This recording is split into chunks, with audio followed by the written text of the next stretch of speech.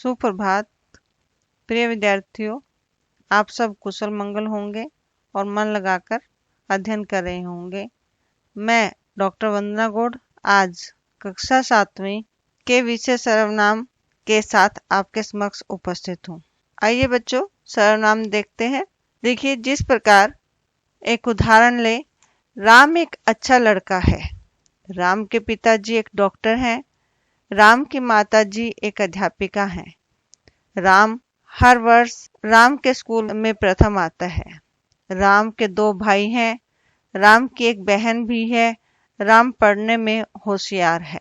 ऊपर दिए गए वाक्यों में राम एक संज्ञा शब्द है और प्रत्येक वाक्य में संज्ञा का प्रयोग किया गया है।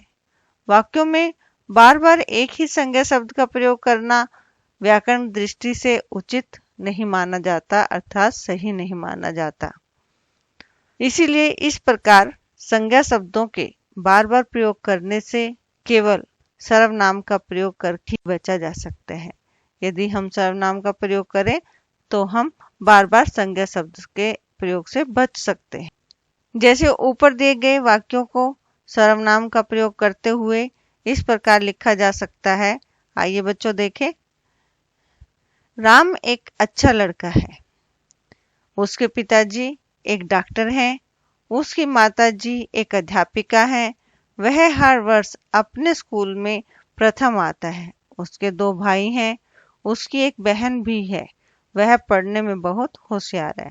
राम शब्द है संज्ञा, उसका हमने एक बार प्रयोग किया। उसके बाद जब राम के पिताजी एक डॉक्टर हैं कहने के स्थान पर हमने उसे क्या कहा, उसके सर्वनाम शब्द का राम के स्थान पर क्या प्रयोग कर दिया, सर्वनाम शब्द का प्रयोग कर दिया। उसके पिताजी एक डॉक्टर हैं। फिर हमने राम के स्थान पर फिर सर्वनाम का प्रयोग किया। उसकी माताजी एक अध्यापिका है।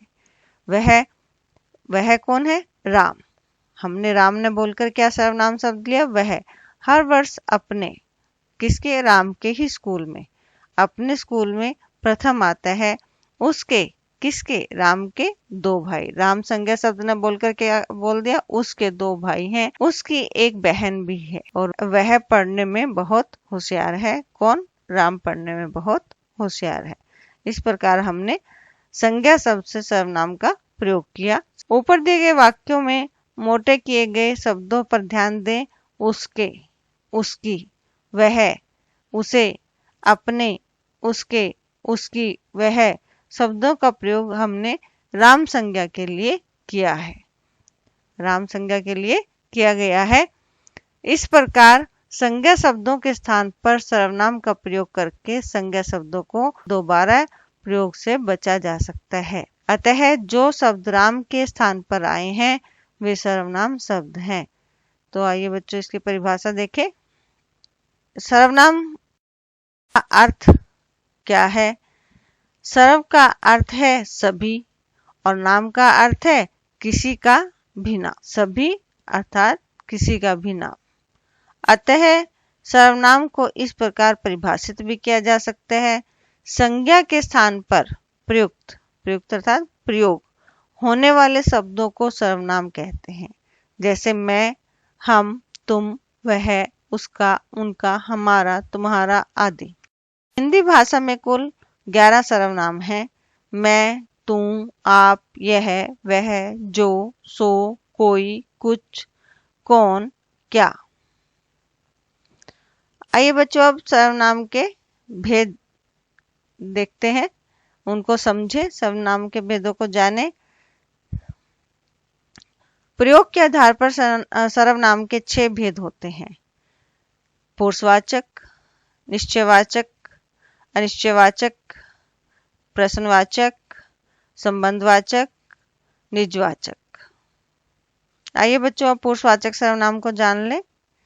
वे सर्वनाम शब्द जो बोलने वाले, सुनने वाले या किसी अन्य के लिए प्रयुक्त किए जाते हैं उन्हें पुरुषवाचक सर्वनाम कहते हैं। जैसे मैं, तुम, वह आदि। पुरुषवाचक सर्वनाम के 3 भेद हैं। उत्तम पुरुषवाचक सर्वनाम, मध्यम पुरुषवाचक सर्वनाम, अन्य पुरुषवाचक सर्वनाम। आइए बच्चों उत्तम पुरुषवाचक सर्वनाम क्या है इसे भी जान लें। जिन सर्वनाम का प्रयोग वक्ता जो है बोलने वाला, या लेखक लिखने वाला अपने लिए करता है, उन्हें उत्तम पुरुषवाचक सर्वनाम कहते हैं। जैसे मैं, मेरा, मुझे एक वचन है। हम, हमारा, हमें ये क्या है, बहुवचन में प्रयोग होते हैं, तो ये बहुवचन है आदि। मध्यम पुरुषवाचक सर्वनाम वे सर्वनाम जिनका प्रयोग सुनने वाले या पढ़ने वाले श्रोतागण जो है वो कौन होते हैं, सुनने वाले और या पढ़ने वाले के लिए किया जाता है, उन्हें मध्यम पुरुषवाचक सर्वनाम कहते हैं। जैसे तुम, तुम्हें, तुम्हारा आदि। अन्य पुरुषवाचक सर्वनाम जिन सर्वनाम शब्दों का प्रयोग वक्ता या श्रोता, वक्ता कौन था, बोलने वाला, और श्रोता कौन था, सुनने वाला, को छोड़कर किसी अन्य, किसी तीसरे जो पास में नहीं है, किसी अन्य के लिए किया जाता है, उन्हें अन्य पुरुषवाचक सर्वनाम कहते हैं। जैसे वह, उसे, उन्हें आदि। निश्चयवाचक सर्वनाम दूसरा है हमारा निश्चयवाचक सर्वनाम। जिन सर्वनाम शब्दों से किसी संज्ञा की निकटता, निकटता पास, या दूरी, दूर होने का बोध होता है, उन्हें निश्चयवाचक सर्वनाम कहते हैं। जैसे वह मेरा भाई है। वह क्या है, दूर खड़ा है, हम साथ वाले को बता रहे हैं कि वह मेरा भाई है। यह मेरी साइकिल है। साइकिल पास में है तो यह का प्रयोग किया। यह मेरी साइकिल है, यह निश्चयवाचक सर्वनाम है, क्योंकि वो पूरे निश्चित रूप से, पूर्ण रूप से वो बता रहा है कि ये पक्का है कि ये मेरी साइकिल है। और जो वो दूर खड़ा है वह भी पक्का ही है कि निश्चय ही है कि वह मेरा भाई है। अनिश्चयवाचक सर्वनाम जिन सर्वनामों से किसी निश्चित व्यक्ति या वस्तु का बोध नहीं हो, उन्हें अनिश्चयवाचक सर्वनाम कहते हैं। जैसे कोई आया है, दाल में कुछ गिर गया है। निश्चित मीन्स हमें पूर्ण रूप से पता नहीं है, या तो किसी वस्तु के बारे में या किसी व्यक्ति के बारे में हमें निश्चित पूर्ण रूप से यह बोध होता है कि ये सही में ऐसा हुआ है, उसे हम अनिश्चयवाचक सर्वनाम कहते हैं। जैसे कोई आया है में हमने कहा कोई आया तो है, हमें नहीं पता कि कौन आया है बाहर, तो इसलिए कोई का प्रयोग किया गया। दाल में कुछ गिरा है, आभास हुआ है कि कुछ गिरा है, परंतु पूर्ण रूप से हमें नहीं पता कि दाल में क्या गिरा है, तो इसलिए हम अनिश्चित है हमारे लिए वो। इन वाक्यों में कोई कुछ सर्वनाम शब्द किसी निश्चित व्यक्ति या वस्तु का बोध नहीं कराते, अतः यह अनिश्चयवाचक सर्वनाम है।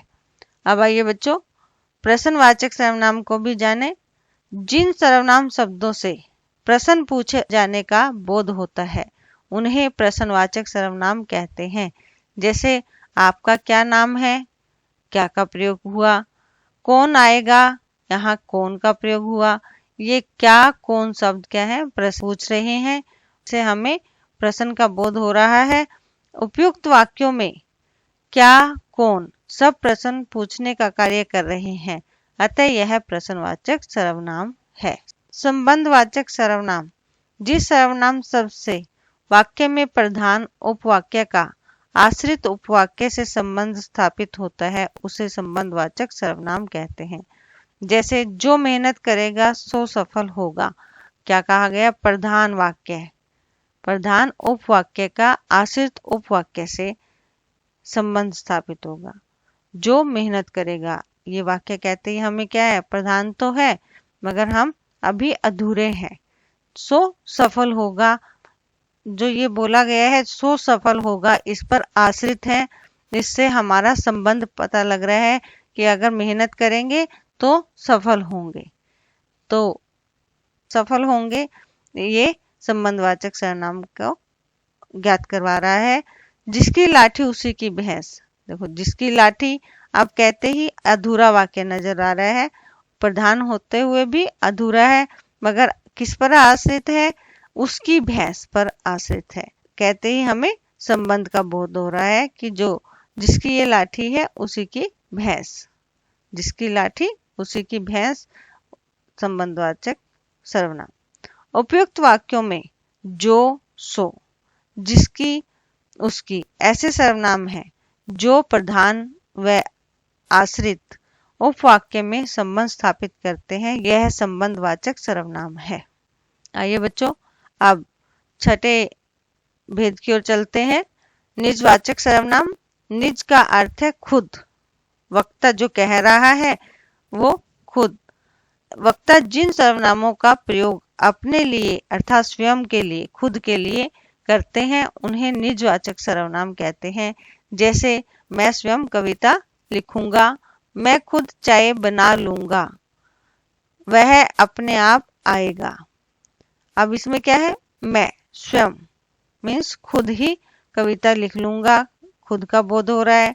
मैं खुद चाय बना लूंगा, मैं खुद अपने आप ही चाय बना लूंगा, वह अपने आप आएगा। इन सब से हमें निज का बोध हो रहा है, इसलिए ये क्या है, निजवाचक सर्वनाम।